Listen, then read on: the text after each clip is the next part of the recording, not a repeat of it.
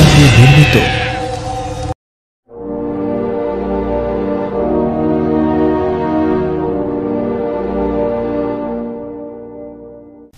শীতের এক সন্ধ্যা, কটি লোক একটি চায়ের দোকানে চিন্তিত মুখে বসে আছে। কিছু একটা বিষয় নিয়ে যে তারা ভাবছে তা তাদের চোখ মুখ দেখে বুঝতে অসুবিধা থাকে না। কালকে থেকে তো গ্রামের শেষের দিকে কাজ শুরু হচ্ছে, কি যে হবে তাই তো ভাবছি। ভেবে তো সবার মাথা খারাপ হয়ে যাচ্ছে, সাথে প্রাণের ভয়ও কাজ করছে। লোক দুটির কথা শুনে তুলনামূলক একটা বয়স্ক লোক বলে উঠে, আজকে সকালে তো আমি জমিদার নিধিচরণের বাড়িতে গিয়েছিলাম। জমিদার মশাই কি বললেন আপনাকে? আপনি আর জমিদার মশাই তো একই বয়সী আর বন্ধুও বটে। আপনি বললে তো নিশ্চয়ই জমিদার মশাই কাজ বন্ধ করার হুকুম দিতেন। সে কথা কি আমি বলিনি? আজকে যখন সকালে জমিদার বাড়িতে গেলাম, নিধিচরণ, কালকে থেকে তো জঙ্গলের পিছনের কাজ শুরু হয়ে যাচ্ছে, আর ওই কাজ শুরু হলেই তো অনেকের জীবনে বিপদ নেমে আসবে। ওই না না, একদম ওই নাম নিস না, ও যে বড় ভয়ঙ্কর। ওর জন্য আমার পরিবার অনেক বিপদ দেখেছে, কিন্তু আমি আর করবই বা কি? কেন পারবি না? জঙ্গলের পিছনের ওই জমি তো তোদের, তুই মানা করলে নিশ্চয়ই কাজ বন্ধ হয়ে যাবে। বন্ধু আমার, কাজ বন্ধ করানোর চেষ্টা কি আর করিনি ভাবছিস? অনেকভাবেই চেষ্টা করেছিলাম। ওই জমি এককালে আমাদের ছিল, এখন ওটা সরকারের অধীনস্থ। আর তার থেকেও বড় কথা, ওখান দিয়ে রাস্তা তৈরির কাজ শুরু হচ্ছে, যেটা তৈরি শেষ হলে মাধবপুর গ্রামের অনেক উপকার হবে। মাত্র ঘণ্টাখানেকের মধ্যেই শহরে পৌঁছে যাবে।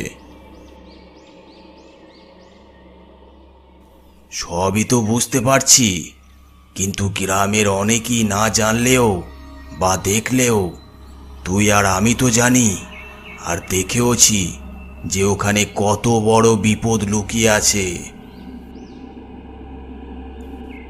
তা তো অবশ্যই জানি, আর মনেও আছে।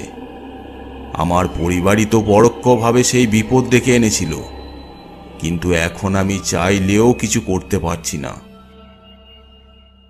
বয়স্ক লোকটির তার আর জমিদার ওরফে নিধিচরণের হওয়া কথাবার্তা শেষ করে। উপস্থিত সকলেই কেবল দীর্ঘ নিঃশ্বাস ফেলে, আগত বিপদের ভয়াবহতা বোঝার চেষ্টা করে। কোথায় গেলে শুভমিতা? ঘরে ঢুকে বেশ একটা আনন্দ নিয়ে কথাগুলি বলে। শুভমিতা রান্নাঘর থেকে বেরিয়ে এসে বলে, কি হলো, অমন ভাবে আমাকে ডাকছো কেন? তুমি কদিন ধরেই বলছিলে যে বাড়িতে আর ভালো লাগছে না, তাই তোমার জন্য ঘোড়ার বন্দোবস্ত আজকে নিজেই এসে ধরা দিল। পরশুদিন সেখানে যেতে হবে। ঘুরতে যেতে হবে? কোথায় সেটা তো বলো।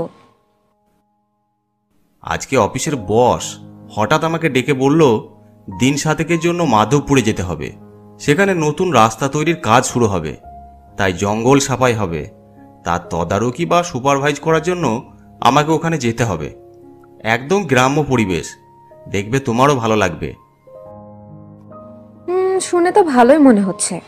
ওখানে থাকার বন্দোবস্ত হয়ে গেছে? তা নিয়ে চিন্তা নেই। খবর পেয়েছি কাজের জায়গা থেকে কিছুটা দূরেই সরকারি একটা কোয়ার্টারে থাকার বন্দোবস্ত আছে। আর জঙ্গলটা নাকি খুব গভীর নয়, অল্পই কাজ। তবে তবে কি? থেমে গেলে কেন? বিষয়টা তো পুরোটা জানি না, তবে শুনেছি জঙ্গলটা নিয়ে নাকি সেখানকার মানুষদের মধ্যে কিছু অন্ধবিশ্বাস আছে। অন্ধবিশ্বাস? কেমন অন্ধবিশ্বাস? আর কি নিয়েই বা? পরিষ্কার তো জানতে পারিনি, তবে যতটা খবর পেলাম তা হলো কাল ডাকিনি। কাল ডাকিনি? তা তো আমিও জানি না। ঠিক আছে, বাদ দাও, কদিনের তো ব্যাপার, কাজ মিটলেই চলে আসবো। আর তোমার একটু মাইন্ড চেঞ্জ হয়ে যাবে, সমস্যা নেই।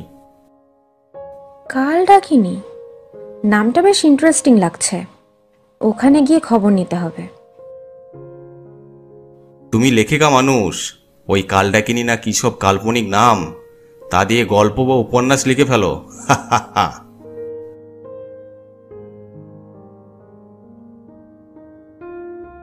একদিন পর সমর আর শুভমিতা মাধবপুরের পথে রওনা দিল।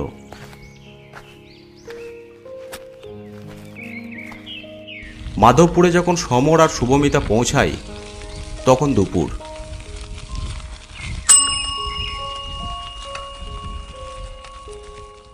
কোয়ার্টারে শুভমিতাকে পৌঁছে সমর সরাসরি কাজের জায়গাতে উপস্থিত হলো। কাজ কেমন চলছে? কোনো অসুবিধা হচ্ছে না তো? না স্যার, কোনো অসুবিধা হচ্ছে না, কাজ ভালোই এগুচ্ছে। এই গ্রামে কজন আর জমিদার আপনার সঙ্গে দেখা করবে বলে দাঁড়িয়ে আছে। সমর তাদের দিকে উৎসুকভাবে এগিয়ে যায়। নমস্কার, আমি নিধিচরণ। আপনার সাথে একটা জরুরি কথা বলতে চাইছি। আপনারা শুনলাম আমার সাথে কথা বলতে চাইছেন। আপনিই তো এই গ্রামের জমিদার, অবশ্যই বলুন কি বলতে চান। আপনাদের ভবিষ্যতে সুবিধার জন্যই এই কাজটা হচ্ছে, তাই আপনাদের সহযোগিতা কিন্তু একান্ত কাম্য। অবশ্যই সরকার আমাদের অনেক দিনের ইচ্ছে পূরণ করতে চলেছে। রাত বিরেতে গ্রামের মানুষের শহরে যাবার দরকার পড়লে ভীষণ বিপদ হতো। এই পথে রাস্তা তৈরি নিয়ে আমরা যেমন খুশি, তেমনি আমাদের ভয়ও আছে। ভয়? কিসের ভয়? ওই যে দূরের পুরনো মন্দির দেখছেন, ওটা কিন্তু ভাঙবেন না। ওটা না ভাঙলে তো কাজ হবেই না। ওই মন্দিরের ভিতরে কাল ডাকিনী আছে। আমি এই নামটা এখানে আসার আগেও শুনেছি। আচ্ছা, এই কাল ডাকিনী কে? তাকে নিয়ে আপনাদের এত ভয় কেন? জমিদার আরো কিছু বলতে যাচ্ছিল, ঠিক তখনই সমর, আমি চলে এসেছি। তুমি চলে এসেছো? ভালোই করেছো। ওই কোয়ার্টারে একা বসে আর করতেই বা কি? স্যার, ওই পুরনো মন্দিরের দরজাটা ভাঙতে হবে। হ্যাঁ হ্যাঁ, চলো। কিন্তু ওই মন্দিরের ভেতরে। সমর জমিদার মশাইয়ের কথা না শুনেই মন্দিরের দিকে এগিয়ে যায়।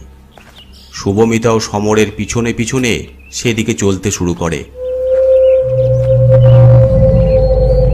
সেখানে উপস্থিত জমিদার আর বাকিরা আশঙ্ক বুকে নিয়ে এক প্রকার ভয়ে সেখান থেকে চলে যায়। মন্দিরের কাছাকাছি গিয়ে বুঝতে অসুবিধা হয় না যে এখানে অনেক দিন কারোর পা পড়েনি। চারিদিকে জঙ্গলে ভরে গেছে। আর চোখে পড়ার মতো মন্দিরের বাইরের দরজাতে বড় তালা ঝোলানো, আর যার উপরে বড় লাল রঙের কাপড় মোড়ানো আছে।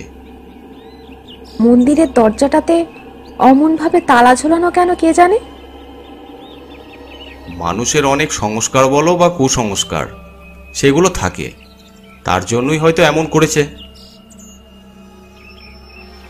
যাই হোক, তালাটা আগে ভাঙো। একজন কর্মচারী তালাটা ভাঙতে শুরু করে। ঠিক তখনই বাইরের শান্ত বাতাসে ধীরে ধীরে বাতাস বইতে শুরু করে। শন শন বেগে হাওয়া বইছে, আর দূর থেকে ভেসে আসছে কুকুরের করুণ কান্না। কি ব্যাপার, হঠাৎ এমন হাওয়া বইছে? জোরে জোরে কড়ার বাড়ি মারার পর তালা ভেঙে যায়। দরজা ঠেলতেই ভেতর থেকে ঝাপটা মারে পচা দুর্গন্ধ। উফ, কি পচা গন্ধ! প্রায় অন্ধকার হয়ে গেছে। আজকে আর ভেতরে কাজ করা দরকার নেই। কালকে থেকে অন্যান্য কাজের সাথেই এই মন্দিরটা ভাঙার কাজ শুরু করবে।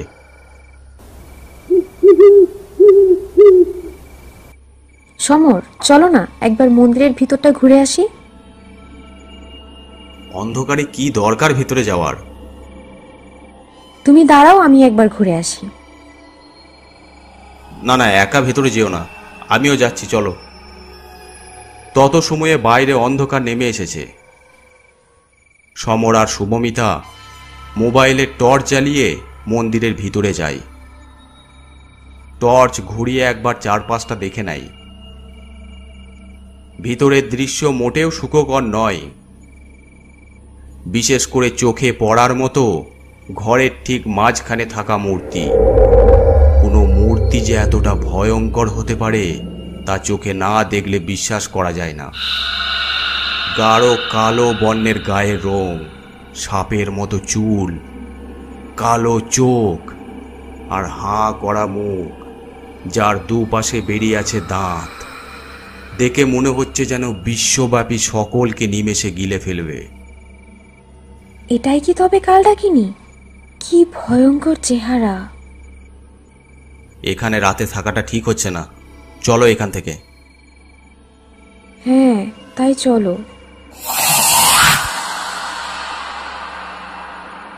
বেশ একটা অস্বস্তি নিয়েই সমর আর শুভমিতা মন্দিরের বাইরে বেরিয়ে পড়ে।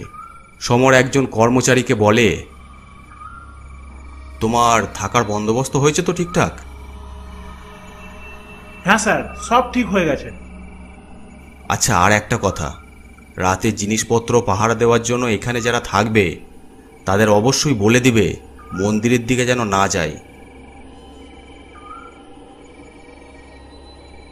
তারপর সমর আর শুভমিতা সেখান থেকে চলে যায়।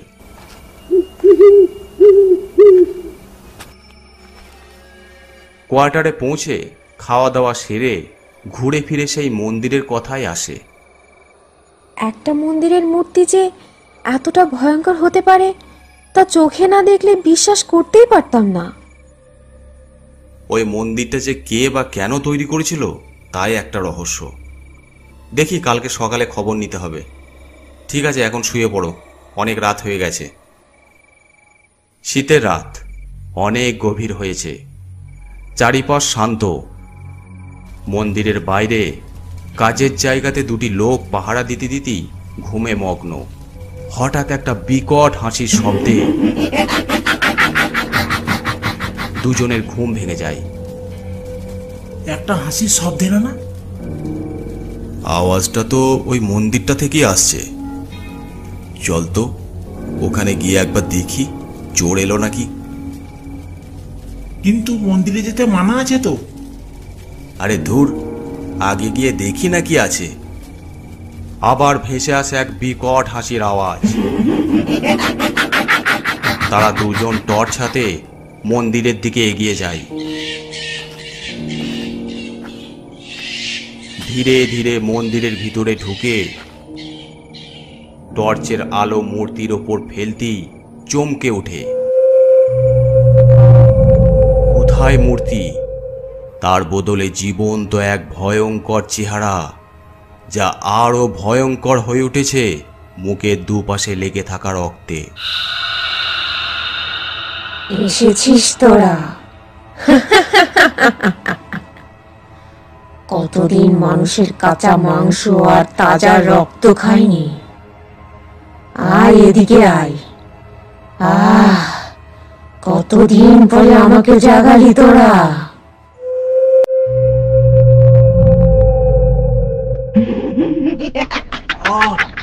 ছেড়ে দাও আমাকে, ছেড়ে দাও। একজনের ঘাড় আলাদা করে দেয়। লোকটির গলা থেকে রক্ত স্রোতের মতো বের হতে থাকে। ভয়ঙ্কর সেই চেহারা রক্ত পান করতে থাকে।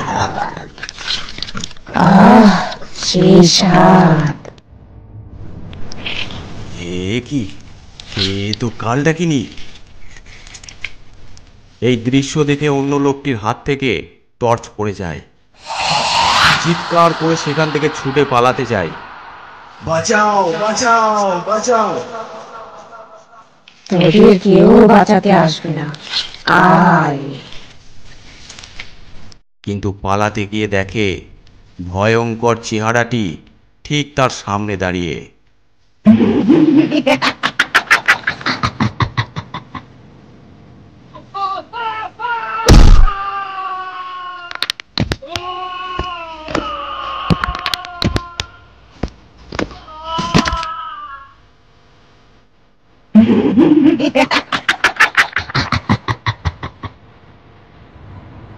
পরের দিন সকালে দুটি ছিন্ন ভিন্ন দেহ আর মন্দিরে গায়েব হওয়া মূর্তি দেখে কেউ আর কাজ করতে রাজি হয় না। চিন্তিত মুখে দাঁড়িয়ে থাকা সমর আর শুভমিতার কাছে এগিয়ে আসে জমিদার নিধিচরণ। আপনাকে আগেই বলেছিলাম মন্দির খুলে কাল ডাকিনীকে না জাগাতে। এই কালডাকিনী কে? কি তার ইতিহাস? মাথা নিচু করে জমিদার বলেন, এর জন্য আমার পরিবার দায়ী। আজ থেকে বহু বছর আগের ঘটনা। শুক্র রাজ্য বারবার আক্রমণ করাতে মাধবপুর কোণ ঠাসা হয়ে পড়তে থাকে। আমার দাদু বীরেনচরণ এক তিব্বতী লামার খবর পায়। আপনার এই রাজ্যকে কেবল রক্ষা করতে পারে নিকায়চু।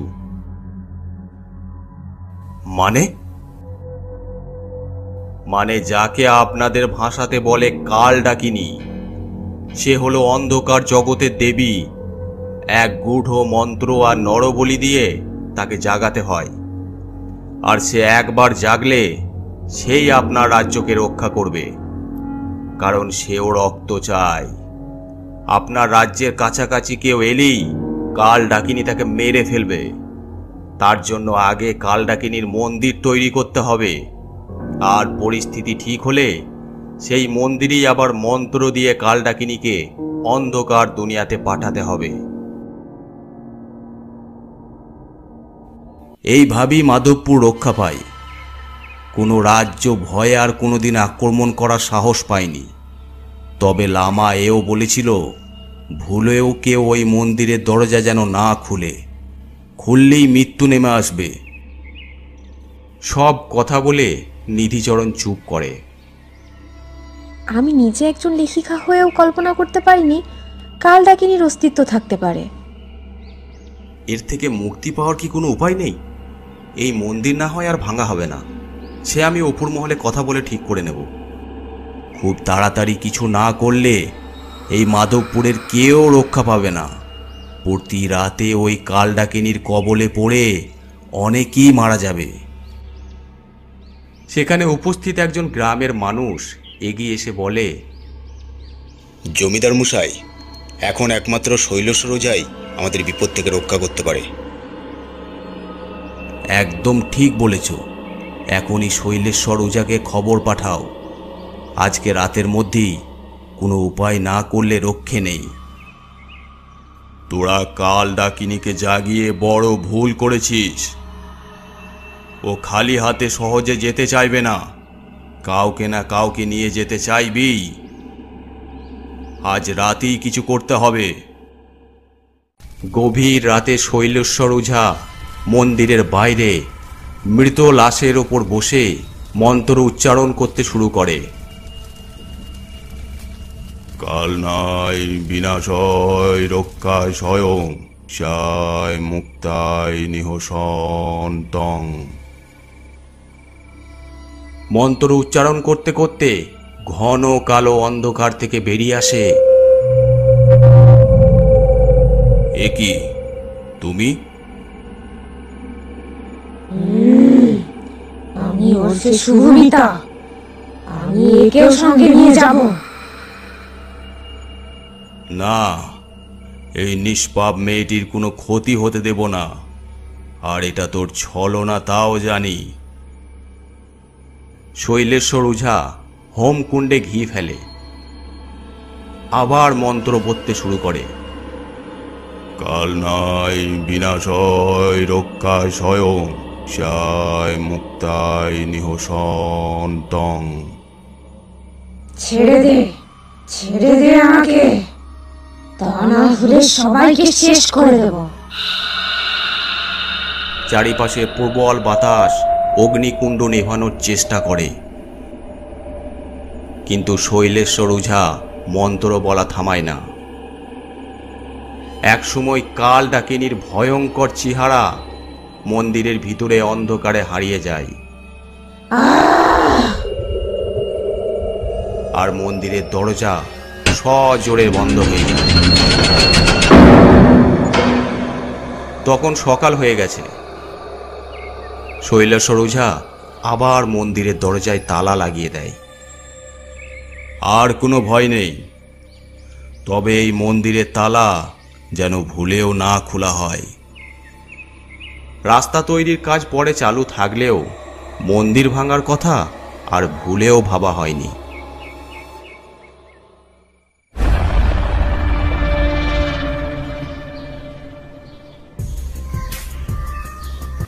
আজকের গল্পটি আপনাদের কেমন লাগলো অবশ্যই কমেন্ট করে জানাবেন। আর যদি ভালো লেগে থাকে অবশ্যই চ্যানেলটি সাবস্ক্রাইব করে দেবেন। আর আপনারা যারা গল্প পাঠাতে চান আমাদের ফেসবুক পেজে ইনবক্স করে পাঠাতে পারেন, অথবা আমাদেরকে মেল করতে পারেন। এছাড়াও আমাদের ইনস্টাগ্রাম আইডি আছে, আপনারা ফলো করে নিতে পারেন। সব কিছুর লিঙ্ক ডিসক্রিপশন বক্সে দেওয়া আছে।